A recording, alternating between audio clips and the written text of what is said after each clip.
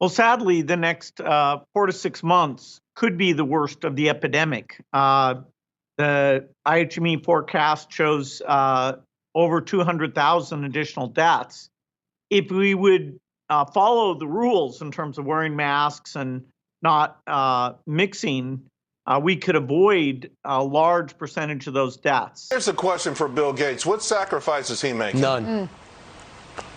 You know, sacrifices will be made or have to be made. What sacrifice is Bill Gates making? Seriously? Bill Gates has pledged $1.6 billion to vaccine distribution.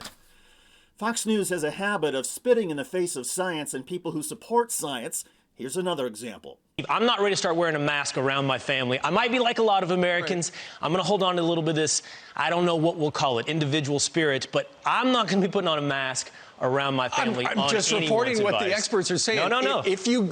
Because, Will, think about this. You go out and you're at grandma's house, and then you come home, and Dr. Burke said, if you have in your unit people who are over 65, you got to protect them. So you would hate to have, somebody my age give it to somebody a little older or vice versa.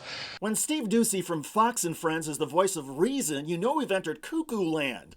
That other guy, Will Cain, is another one of these clowns who, instead of serving the Fox News viewers, is hurting them, the very people that Fox is supposed to be working for. Hello, everybody. I'm David Shuster, and thanks for watching.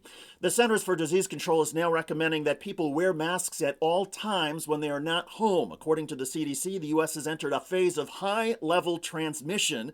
The CDC is advising state and local officials to impose mask mandates for indoor settings as part of a broader mitigation effort. The data and the science are clear. Wearing masks reduces the transmission of COVID-19, period. And a study this fall from the University of Washington found that if 95% of the American public wore masks in public, it would save 70,000 lives that will otherwise be lost over the next 3 months. Now, I get that a lot of American viewers of right-wing news media may be a bit confused, particularly given the rollout of the COVID-19 vaccine. Here's some important things to remember.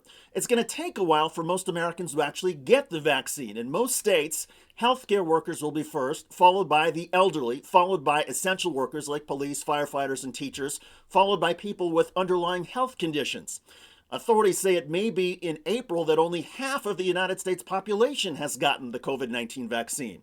And oh, by the way, the vaccine does not stop transmission. It simply lowers the severity of the symptoms.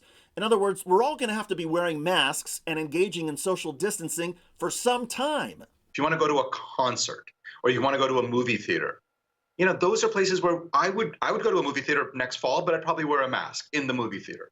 We know what to do, right? Like, wear a mask when you're outside the home. Don't socialize with people who are not part of your bubble.